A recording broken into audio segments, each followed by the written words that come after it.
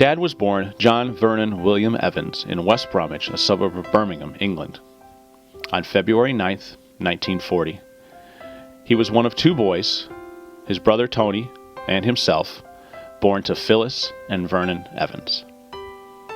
In his youth, Dad attended Handsworth Grammar School for his education, where he developed a strong love for the arts and theater, and it seems a love for the ladies, as you notice he is the only boy in this photo. Dad later followed in his father's footsteps, racing motorcycles off-road in enduros.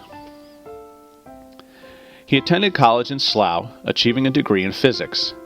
Shortly after, in 1962, Dad was accepted for a position with Aon Labs in Englefield Green, just west of London, where he met the love of his life, my mother, Margaret. They were married June 27, 1964, in St. Jude's Church in Englefield Green, Surrey. Just a few short weeks later, they both left their families behind and came to America. Dad had a job waiting for him as an electron microscope technician at the University of Pennsylvania.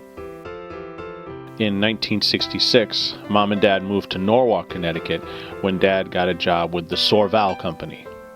While working for the Sorval Company, Dad was able to travel all over the world. He went to places like Rome and traveled most of Europe and the Middle East. And then in 1968, they bought their first home in Danbury. And their first son, Michael, was born in October of the same year.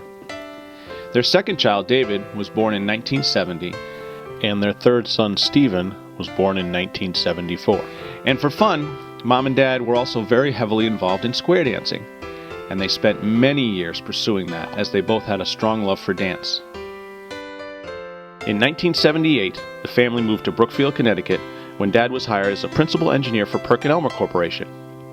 In this position, he helped to design, build, and launch the Hubble Space Telescope. And when it came time to launch the unit into space, Dad traveled to Huntsville, Alabama, and spent about a month there supporting the systems and making sure the unit was working properly. In later years, Dad was blessed with two wonderful grandchildren, Jeremy and Jonathan, whom he loves very much. One of the things Dad has always instilled in us was to give back, and we have always been ones to lend a hand to those that need it. Dad continues to make a positive impact on other people's lives with his contributions to Linden Ponds and others who need his help. We love you, Dad, very much, and congratulations.